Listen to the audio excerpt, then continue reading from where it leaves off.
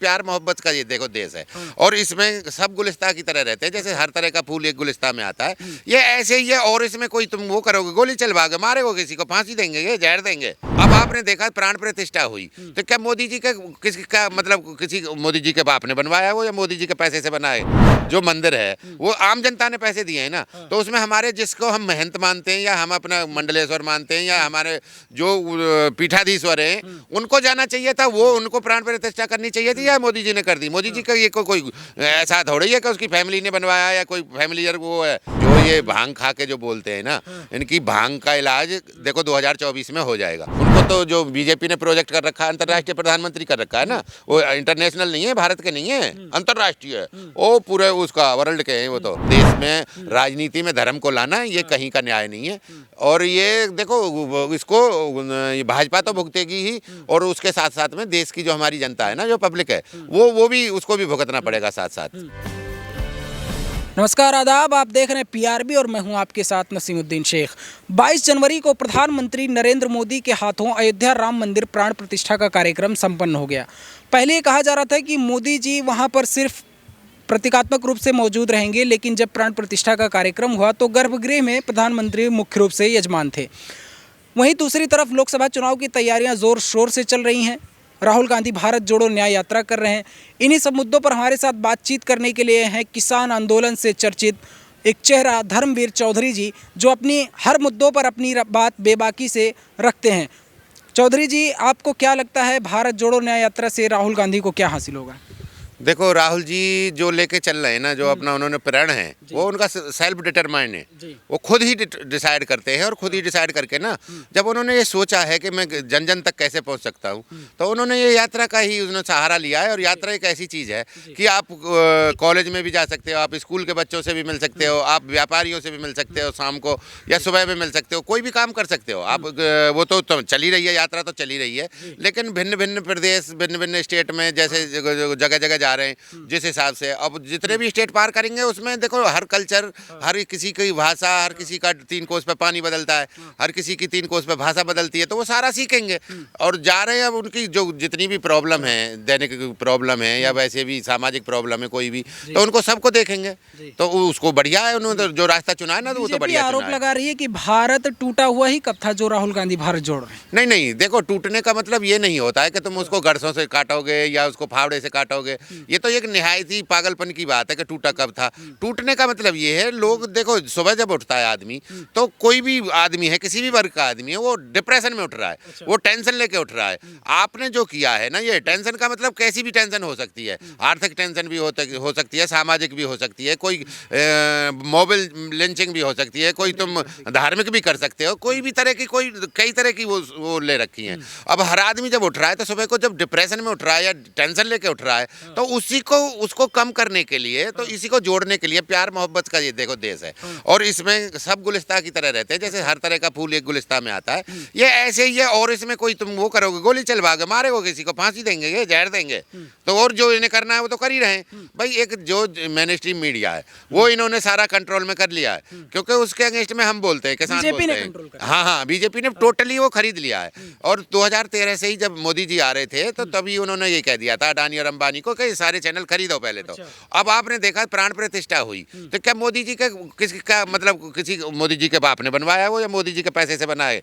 जो मंदिर है वो आम जनता ने पैसे दिए हैं ना, तो उसमें हमारे जिसको हम महंत मानते हैं या हम अपना मंडलेश्वर मानते हैं या हमारे जो पीठाधीश्वर हैं उनको जाना चाहिए था, वो उनको प्राण प्रतिष्ठा करनी चाहिए थी या मोदी जी ने कर दी? मोदी जी का ये कोई ऐसा थोड़ी है कि उसकी फैमिली ने बनवाया या कोई फैमिली वो है, नहीं समझ रहे। तो ये देश के लिए ना, देखो जनता के लिए, और सनातन धर्म में ये सही नहीं है। 2 दिन पहले राहुल गांधी को श्री जो असम में मंदिर है, महादेव मंदिर, उसमें प्रवेश नहीं देने दिया गया। देखो वो सब जो आसाम वाला है ना, जो सीएम है, वो थोड़ा सा हेमंत शर्मा है, जो उनका थोड़ा मेंटली डिस्टर्ब है वो। और जो उनको कह रहे हैं वो गृह मंत्री के कहने से और उसके कहने से फोन आया है, और उसके बाद में हम मंदिर में नहीं जाने दिया। यार मंदिर में तो कोई भी जाओ, आप इसीलिए मंदिर बना रहे हो क्या? वहाँ अयोध्या में आपने क्यों बनाया है? अब वहाँ जाके स्क्रीनिंग करो कौन कौन आदमी जाएगा है, और जो जाएगा का उसका भी देखो, वही गए जो इंटरव्यू लेते हैं। शाहरुख खान ने 5 करोड़ रुपए दिए थे, तुमने वो तो बुला लिए जो 2 करोड़ रुपए दे रहा है या 1 करोड़ रुपए दे रहा है, 10 लाख रुपए वालों को भी तुमने सीट दिया, उसको निमंत्रण क्यों नहीं दिया शाहरुख खान को? उसने 5 करोड़ रुपए दिए, वो हर महीने उस पर जाता है, हर पिक्चर जो रिलीज होती है उस पर वैष्णो देवी जाता है, वहां छत्र चढ़ा के आता है। तुमने यहाँ भी 5 करोड़ उसने दिए, अगर अक्षय कुमार ने 10 करोड़ दिए तो 5 करोड़ उन्होंने दिए, 5 करोड़ अमिताभ बच्चन ने दिया। अमिताभ बच्चन की तो पूरी फैमिली बुला ली, लेकिन उसका शाहरुख खान का कोई बच्चा भी नहीं बुलाया। ये देखो अब प्राण प्रतिष्ठा है, ठीक है वो दूर बैठते आते, अपना उन्हें कोई गर्भगृह में थोड़ी जा रहे थे। और शाहरुख जी तो पहले से ही उनकी फैमिली है, जो उनकी मैसेज है वो हिंदू है, और उनके घर में तो सारे त्योहार मनते हैं, सलमान खान के में सारे त्योहार मनते हैं। देखो ये इसी को तो कहते हैं जो तोड़ना है ना, जो भारत टूटा है, इसी बात का है भारत टूटना। आपने देखा है कई मैंने वीडियो आ रही हैं उस पे चर्च के ऊपर चढ़ के जहां हमारा सिंबल बना होता है वो भगवा झंडा फहरा रहे हैं। अब आप उनके कर, यही तो तोड़ना होता है, और क्या होता है बताओ ना? वो भी तो भगवान का ही घर है, चर्च कोई अलग किसी का तो है नहीं, वो भी भगवान ही है, नहीं समझ रहे? उसके जाके आप वो कर रहे हो। ईदगाह के कई जगह मैंने देखा है, ईदगाह के ऊपर तुम झंडा लहरा रहे हो, भगवा झंडा लहरा रहे हो। भाई तुम्हारे मंदिर कम पड़ गए, अपने मंदिरों पे ही लहरा लो, अपने घरों पे लहरा लो। नहीं मानते ना, यही टूटना होता है, और क्या टूटना है? भारत जोड़ो न्याय यात्रा की बात कर लेते हैं। राहुल गांधी ने हिमंता बिश्वा शर्मा पर आरोप लगाया कि ये हिंदुस्तान के सबसे भ्रष्ट सीएम है।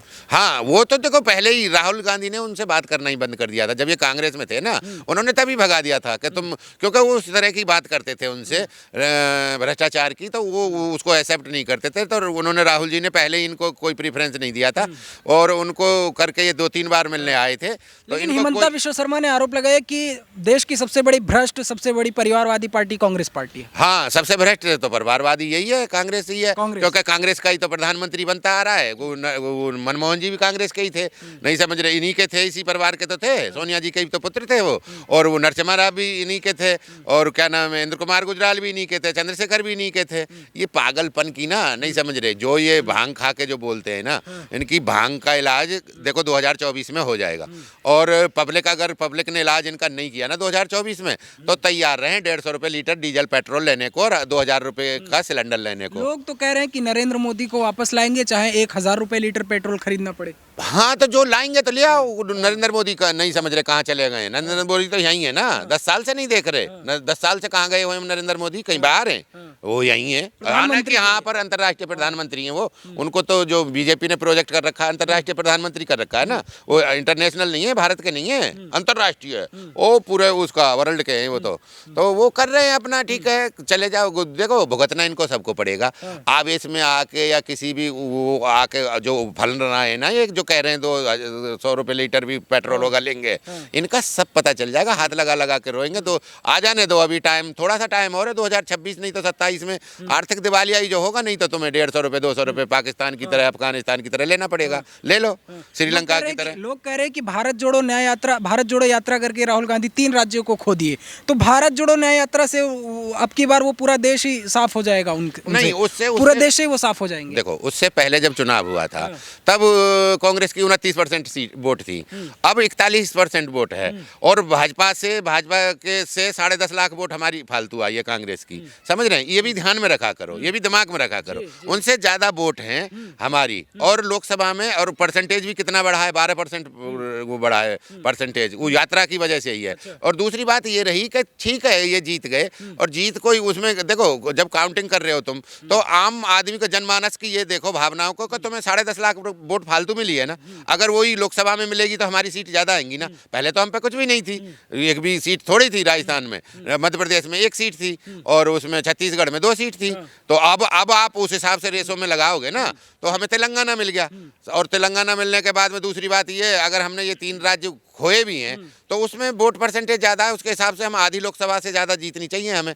तो उस आधी लोकसभा हमारी आ गई। पहले तो हमारी 3 ही थी कुल, लेकिन अब के तो इस हिसाब से अगर हम रेसों में काटते हैं तो हमारी 30 सीट बैठती है। अच्छा। अगर वोट का प्राण प्रतिष्ठा का कार्यक्रम संपन्न हो गया। बीजेपी कांग्रेस पर आरोप लगा रही है कि कांग्रेस राम विरोधी है, इसके लिए बाकायदा पोस्टर भी जारी किए गए। देखो, राम किसी के वो तो है नहीं, बपौती तो है नहीं, और राम किसी के एक स्पेशल तो भगवान किसी का है नहीं। अब दूसरी बात यह है कि अगर हम कहने लग जाए हम सूर्य सूर्यवंशी हैं, तो मोदी जी तो सूर्यवंशी है नहीं समझ रहे, तो ये क्यों प्राण प्रतिष्ठा में गए? वो तो हमारे उसके हैं, या कृष्ण भगवान जी है सूर्यवंश के हैं, उनके क्या नाम है यादवंश के, तो वो यादवों के हैं। तो ऐसे करोगे तो वो तो भगवान तो हमारे ही करते हो, तो हाँ जो भी कर रहे हो वो हमारे हैं, हमारे कुल के हैं, और जब हम सूर्यवंशी हैं तो वो हमें ही करनी चाहिए थी, तुम क्यों करने गए? ये बात कहने की बात नहीं है। और भगवान किसी का कोई वो नहीं है, वो नहीं कर रखा है, उस पर उन्होंने कोई कब्जा कर रखा हो भाजपा ने, या उनका वो कर लिया हो, कहीं से पास करवा रखा है कि लेके के हाँ ये भाजपा यूज कर सकती है भगवान राम को।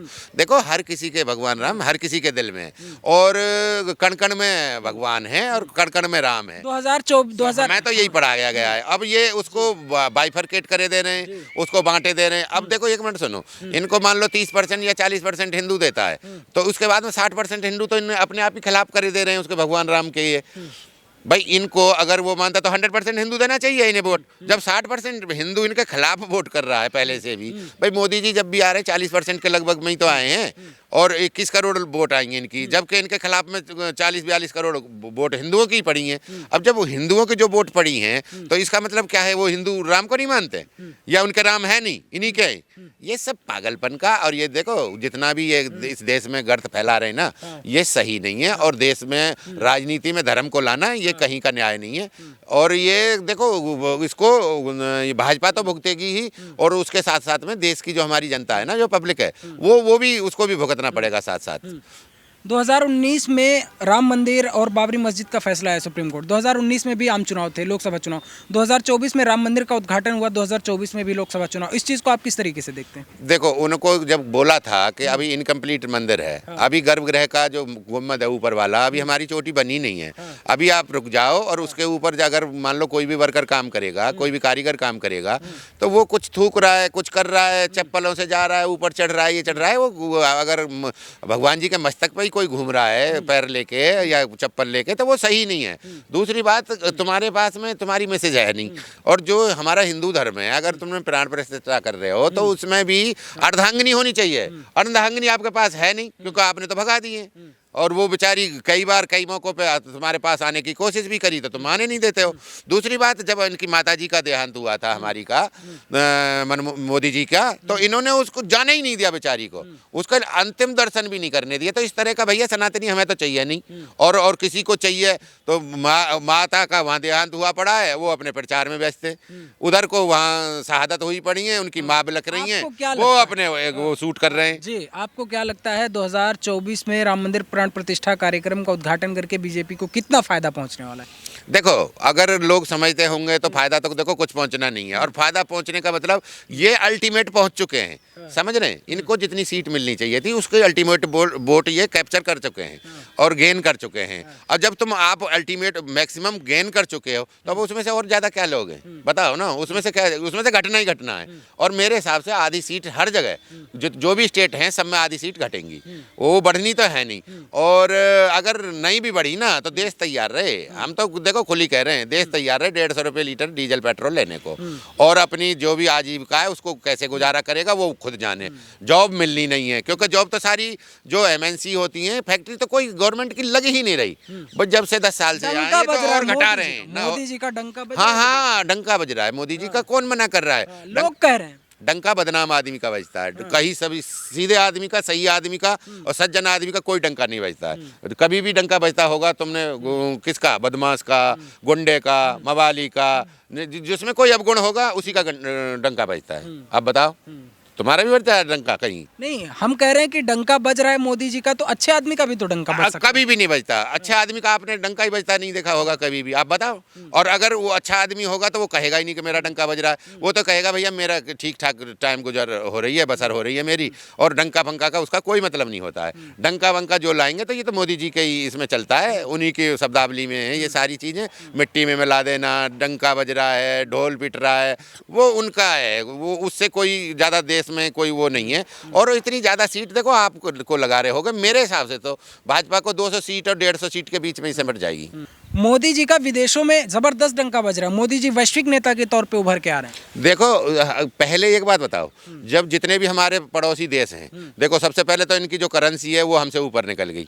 अफगानिस्तान की, बांग्लादेश की, श्रीलंका, हमारी करेंसी से ऊपर उसकी वैल्यू ज़्यादा आ गई। नंबर एक बात। नंबर दो बात, देखो जितने भी थे, देखो पाकिस्तान से ख़राब था, उधर को नेपाल ने अपनी जो ज़मीन है वो और हमारी ज़्यादा एक्वायर कर ली है, उसने घेर ली है, समझ रहे हैं, और कोई कुछ बोल नहीं रहे क्योंकि बदनामी ना हो इस वजह से। नेपाल से भी इनके कोई रिलेशन ऐसे है नहीं। नेपाल का प्रधानमंत्री हर 6 महीने आया करते थे प्रधानमंत्री, अरे कोई ना कोई। अब यहाँ 5-5, 6-6 साल तक कोई नहीं आ रहा। दूसरी बात रही अफगानिस्तान की, अफगानिस्तान से अब इनके कोई ऐसे रिलेशन है नहीं, कोई संबंध बचे नहीं है कि इनसे, क्योंकि ये तो खुद ही डरते हैं। और आसपास का और वियतनाम, मालदीव ने अपनी जो हमारी वहाँ सेना थी उसको वापस कर दिया, अपने राजदूत को बुला लिया उधर को। वियतनाम है, वियतनाम में टूरिज्म स्ट्राइक घट गया। हाँ, नहीं मोदी जी ने लक्षद्वीप जाने की अपील की है भारतीयों से। हाँ, तो नहीं किया है तो वहाँ चाइना चला जाएगा, उसको तो है ऑप्शन। देखो जो ये घटेगा उसके दूसरी जो स्टेट है या दूसरा जो देश है वो तो अपना दूसरे से रिलेशन बना लेगा, वहाँ से चाइना से आने शुरू हो जाएंगे। और देखो आसपास के जितने भी थे सबसे तो इनकी लड़ाई हो चुकी है, कोई कैसे भाग रहा है, कोई कैसे भाग रहा है। श्रीलंका है, श्रीलंका में कहाँ जा रहे हैं ये, और उनका राष्ट्रपति भी मुझे नहीं दिखता है कभी आता हो। ऐसा नहीं है, ये दिखाने को डंका है ना, डंका कैसे भी बजा लो, उस डंके का ना जानबूझ के आपको ये दिखाया जा रहा है, क्योंकि ये प्री प्लान्ड और ये वो करते हैं ना, अपना मैनेजमेंट है ना इनका जो है, तो वो मीडिया मैनेजमेंट और ये सारा सिस्टम है ना, इवेंट मैनेजमेंट, ये इतना सॉलिड है कि ये हर वक्त उसी पे अपना फोकस रखते हैं। जी जी, बहुत बहुत शुक्रिया। तो हमारे साथ थे किसान आंदोलन से चर्चित चेहरा धर्मवीर चौधरी जी, जिन्होंने देश के मौजूदा हालात पर, राम मंदिर प्राण प्रतिष्ठा कार्यक्रम के बाद और भारत जोड़ो न्याय यात्रा पर और लोकसभा चुनाव 2024 पर खुलकर अपनी बात रखी। वीडियो को देखने के बाद आप क्या कुछ सोचते हैं कमेंट बॉक्स में ज़रूर बताएं। देखते रहिए PRB। शुक्रिया।